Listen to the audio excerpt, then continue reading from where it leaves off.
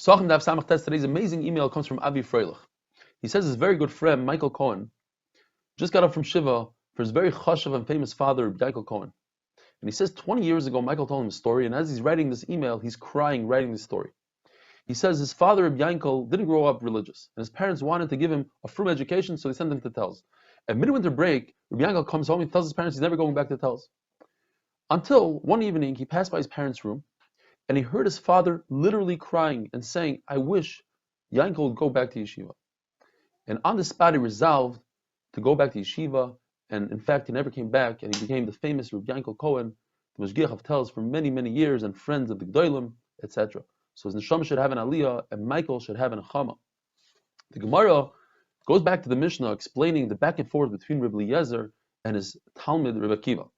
At one point, Reb Eliezer says there's a svar, there's logic, that if we allow a person to do shchita, push off Shabbos, and then we allow him to do machshira mitzvah, things that are not part of the mitzvah, for instance, removing the waste from the intestines. So certainly we should allow machshira mitzvah before the shchita in order to get to the shchita. Says Rabbi Akiva, no, the opposite is true. Once we allow you to do shchita, we pushed off Shabbos, so then we allow you to continue, so to speak, to push off Shabbos. But who says that we allow you to push off Shabbos in order to get the position to do the shchita? The Gemara tells us also Rabbi Akiva tried from a different angle. He said, what happens if we find that this animal is possible? So it comes out that the machshir mitzvah that you did, let's say you carried an animal to the Beis Hamikdash, all that was in vain, and then you'd be over. So Rabbi says, wait a minute. What if you do a shchita and it turns out that the animal is a treifa? So the shchita was in vain. We don't say that. We're not concerned about that. But then Rabbi Akiva in the Mishnah tells him an amazing thing. He says, perhaps the reverse is true. If hazah, which is sprinkling an individual who's tamei, is asur on Shabbos, and it's only issur d'Rabbanan, so you see that issur d'Rabbanan is also to do on Shabbos, the push of Shabbos. Certainly issur d'Oraisa of shechting an animal should be asur on Shabbos. It's incredible. The Torah says you should shecht on Shabbos when necessary. And in fact, Rabbi Eliezer was furious with Rabbi Akiva. What are you making fun of me? You think I don't know the pasuk? I know that you know the pasuk. And he cursed Rabbi Akiva. It's one of the hardest statements in Shas to understand. He says, you told me something about shchita. I curse you that your death should be with shchita. And we all know that Rabbi Akiva died a very terrible death with combs of metal, which are similar to shchita. Rabbi Akiva told Rabbi Eliezer, Al tachpireni b'shas hadin. Don't deny me the truth when we're arguing. You yourself told me that hazah, that sprinkling, doesn't push off Shabbos. The Gemara tells us that Rabbi Eliezer forgot this halacha. And Rabbi Akiva was trying to hint him nicely that he taught it to him, because it's not proper to tell your Rebbe, hey, you made a mistake.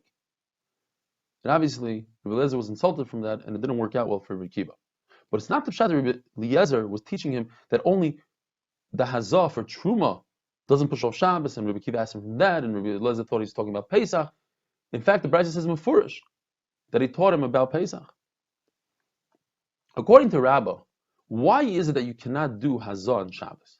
Why can't you sprinkle somebody on Shabbos? And the answer is it's similar to a shofar on Shabbos and a lulav on Shabbos, that we're concerned that someone might carry this mechatos, this water, this sprinkling, on Shabbos 4 amas in Rosh Hashanah. Now, typically, we know the famous Rabbi Eliezer in Masechtas Shabbos, machshire mitzvah, in order to get to mitzvah, let's say to make a knife, to carry a knife for bris milah, is permitted, even though it's a d'oraisa, you're permitted to do it on Shabbos. That's only if you have an individual who's ready and able to do the mitzvah, like a baby who's ready for the bris milah. But over here, this individual is tamei. He's not roy for Korban Pesach. You want to make him roy. That's something that you don't push off Shabbos for. That's why Rabbah says that a baby who's sick, you don't heat up water on Shabbos. You're not machal Shabbos for that baby because he's not in the parish of bris milah yet. But a healthy baby who is, you could warm up water. Rabbah says, wait a minute. If he's healthy, you don't need water.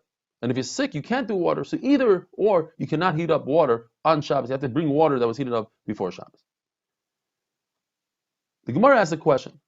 But why is it someone who doesn't have a bris milah, if he doesn't bring a Korban Pesach, he's chayav kares? Why? He's not in the parsha. Why is he any different than somebody who's tamei? And Rabbah says an incredible answer. It's actually a 3-step cheshbon. It's a very deep piece. Rabbah says, we have to look at an individual whose tamei, let's say, touched the sheretz. Do we force him to become tar erev Pesach? And he says we don't. You know why? Because the individual who's tamei cannot bring the carbon today, we push him off to the second Pesach, Pesach Sheni. And we have a rule. An individual who's pushed off to Pesach Sheni, the tzibur, in the same situation, must do it on Pesach Rishon without tahara, as is when they're tamei. That's rule number one. And we have another rule. If the tzibur does something on Pesach Rishon, then the individual could do the same thing. So the tzibur doesn't have to make themselves tar, so the individual also doesn't have to make himself tar. That's why this individual doesn't have to make himself tar, doesn't have to bring himself to a position that he should be able to bring a carbon Pesach. Whereas a person who doesn't have bris milah must put himself in a position that he should be able to make a carbon Pesach. That's the difference. Rava says, no. In fact, if a person is tamei sheretz, we do make him become tar. So why is it that we don't do hazah? Hazah doesn't push off Shabbos for this individual. He needs it for the carbon Pesach. The answer is he doesn't need it for the carbon Pesach. You can bring a carbon Pesach without eating it. The eating part is not ma'akev. So if it's not ma'akev, why is he any different than a person who's old and weak and can't chew? And the halacha is that if you make a carbon Pesach for people that don't have teeth, for instance, the carbon Pesach is possible. Here's a person who can't eat it.